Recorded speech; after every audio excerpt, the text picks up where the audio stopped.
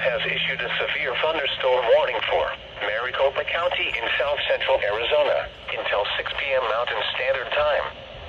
At 5:15 p.m. Mountain Standard Time, a severe thunderstorm was located 13 miles southwest of Gila Bend Auxiliary Field, or 18 miles southwest of Gila Bend, moving south at 10 miles per hour.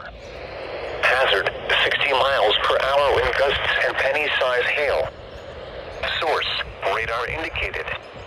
Impact, expects damage to roofs, siding, and trees. This severe thunderstorm will remain over mainly rural areas of Maricopa County. This includes Arizona Route 85 between mile markers 10 and 20. For your protection, move to an interior room on the lowest floor of a building. Repeating, a severe thunderstorm warning has been issued until 6 p.m. Mountain Standard Time for the following county: Maricopa, Arizona,